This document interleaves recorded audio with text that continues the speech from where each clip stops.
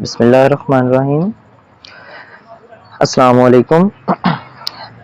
आज हमने 7th class की साइंस का चैप्टर नंबर 9 देखना है, जो है कि वेव एंड एनर्जी। तो बच्चों, हम इसमें देखेंगे कि वेव क्या चीज़ है और एनर्जी क्या है।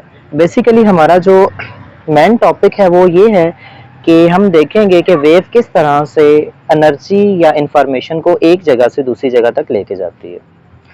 तो इसके स्टार्ट में है वेव आर एवरीवेयर, कि हमारे इर्द गिर्द अगर देखा जाए तो वेव्स पाई जाती हैं, जैसे कि साउंड वेव होगी, लाइट वेव होगी, या फिर सिग्नल्स जैसे वाईफाई के सिग्नल, ये भी वेव की टाइप में आ जाता है। तो हमारे इर्द गिर्द वेव्स पाई जाती हैं। Waves involve the transfer of energy without the transfer of matter. अब मैटर इसमें सॉलिड, लिक्विड, गैस कुछ भी हो सकता है, और इसके अंदर पार्टिकल्स पाए जाते हैं। और जो वेव बनती है वो पार्टिकल की डिस्टर्बेंस की वजह से ही बनती है, और पार्टिकल ही एनर्जी को एक जगह से दूसरी जगह तक वेव की फॉर्म में लेके जाते हैं। यानी कि वो मैटर खुद एक जगह से दूसरी जगह तक नहीं जाता, बल्कि उसके पार्टिकल की वजह से जो एनर्जी है वो एक जगह से दूसरी जगह तक ट्रांसफर होती है। A wave is a disturbance that travel through a medium. अब मीडियम कहते हैं जरिए को, कि ये वेव एक जगह से दूसरी जगह तक कैसे जाती है। जैसे हम सफ़र करने के लिए एक जगह से दूसरी जगह तक गाड़ी का या एरोप्लेन या ट्रेन किसी भी चीज़ का यूज़ करते हैं, तो ऐसे ही वेव को एक जगह से दूसरी जगह तक जाने के लिए मीडियम चाहिए होता है। और वो मीडियम एयर भी हो सकता है, वो मीडियम सॉलिड भी हो सकता है, वो गैस भी हो सकती है, वो वाटर भी हो सकता है, कुछ भी हो सकता है।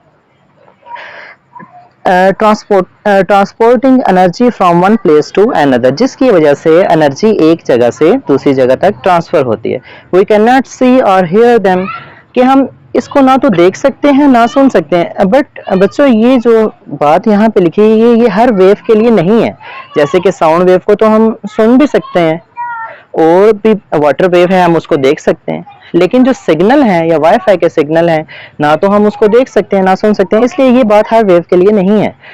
A wave is a pulse of energy that move through space. Wave भी एक एनर्जी की लहर होती है जिसकी वजह से एनर्जी एक जगह से दूसरी जगह तक ट्रांसफर होती है। All waves such as radio, light, X-ray, sound or water wave propagate in all direction and carry energy or information away from the central source. अब source का वर्ड यहाँ पे है वो जरिया जिसकी वजह से साउंड प्रोड्यूस हो रही है। तो यानी जहाँ से साउंड प्रोड्यूस हो रही है वहीं से जो साउंड वेव होती है वो हर डायरेक्शन में फैलना शुरू हो जाती है। प्रोपोगेट का मतलब होता है सफ़र करना या एक जगह से दूसरी जगह तक जाना। तो आगे है मोबाइल फोन, सिग्नल, सैटेलाइट और microwave oven all use energy carrier by wave.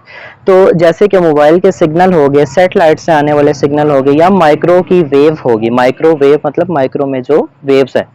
अब माइक्रो का वर्ड स्मॉल लेवल के लिए भी इस्तेमाल किया जाता है। तो आपकी क्लास अभी छोटी है तो मजीद इस पे हम डिस्कस नहीं करेंगे, बस यही बताएंगे कि जितनी भी टाइप्स ऑफ वेव हैं ये अपनी इंफॉर्मेशन या अपनी एनर्जी को एक जगह से दूसरी जगह तक लेके जाने के लिए वेव का यूज़ करते हैं। तो ये बच्चे वेव एंड एनर्जी जो आपका चैप्टर था ये इसका इंट्रोडक्शन है। अब आगे जो ये स्टार्ट हो रहा है इसमें भी ऑलमोस्ट वही बात होगी जो हम ऑलरेडी ऊपर डिस्कस कर चुके हैं। मैं जस्ट इसको रीड कर देता हूँ, क्योंकि ये जो आगे 2 लाइन्स हैं इसको हम ऊपर ऑलरेडी डिस्कस कर चुके हैं। जैसे कि wave transfer energy without transferring matter. We can also use wave to transfer information, for example when you use a mobile phone or listen to the radio. ये सब बातें हम ऊपर ऑलरेडी डिस्कस कर चुके हैं कि जो एनर्जी है वो एक जगह से दूसरी जगह तक जाने के लिए वेव का यूज़ करती है। आगे बच्चे इसकी हम टाइप्स देखेंगे। जो वेव की 2 टाइप्स हैं, प्रोपोगेशन की बेस पे या मीडियम की बेस पे। ज़्यादातर हम इसको मीडियम की बेस पे कहते हैं कि किस किस वेव को मीडियम चाहिए और किस किस वेव को मीडियम नहीं चाहिए। तो बच्चे यहाँ पे 2 तरह की वेव होती हैं, एक मैकेनिकल वेव है और दूसरी है इलेक्ट्रोमैग्नेटिक वेव। तो पहले हम मैकेनिकल वेव को डिस्कस करेंगे।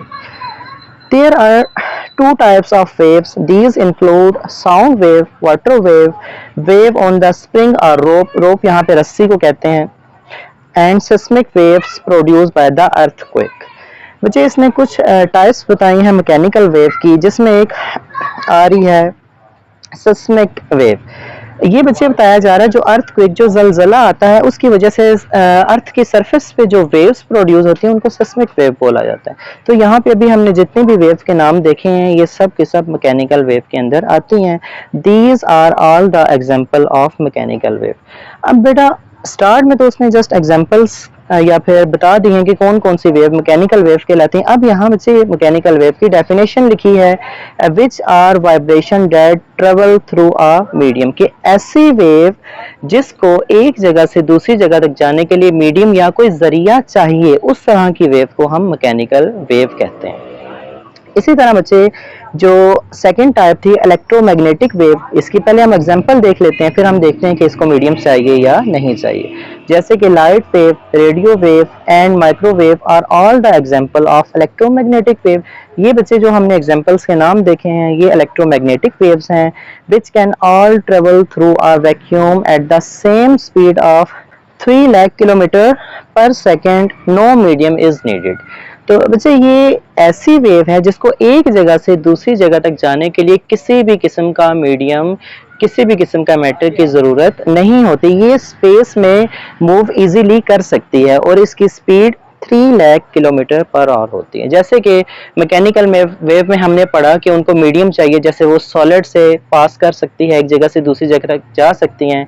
इसी तरह गैस में भी वो ट्रेवल कर सकती हैं, इसी तरह वो लिक्विड में भी ट्रेवल कर सकती हैं। लेकिन अगर उनको हम ये मीडियम ना दें मैकेनिकल वेव को, तो वो एक जगह से दूसरी जगह तक नहीं जा सकती। स्पेस में आप बेशक जितना मर्जी ऊंचा बोलता रहें, दो स्टूडेंट्स चले जाएं स्पेस में तो वो बोलते रहें जितना भी, लेकिन एक स्टूडेंट दूसरे स्टूडेंट को नहीं सुन सकता, क्योंकि साउंड वेव मैकेनिकल वेव है और उसके लिए या तो आपको एयर चाहिए या सॉलिड या कोई लिक्विड चाहिए, जबकि स्पेस में तो ये सब कुछ नहीं होता। इसी तरह ये जो इलेक्ट्रोमैग्नेटिक वेव है इनको किसी भी किस्म का मीडियम नहीं चाहिए, तो ये स्पेस में इजीली मूव कर सकती है। जैसे सैटेलाइट से सिग्नल अर्थ में आता है और इन दोनों के दरमियान में स्पेस है, लेकिन फिर भी सिग्नल इजीली अर्थ तक आ जाते हैं, इसलिए क्योंकि उनको मीडियम की ज़रूरत नहीं होती। तो बच्चे इससे जो आगे नेक्स्ट टॉपिक है वो इंशाल्लाह हम नेक्स्ट क्लास में डिस्कस करेंगे। तो आज के टॉपिक से रिलेटेड अगर आपका कोई क्वेश्चन है तो आप कमेंट सेक्शन में हाईलाइट कर सकते हैं। बहुत शुक्रिया, अल्लाह हाफिज़।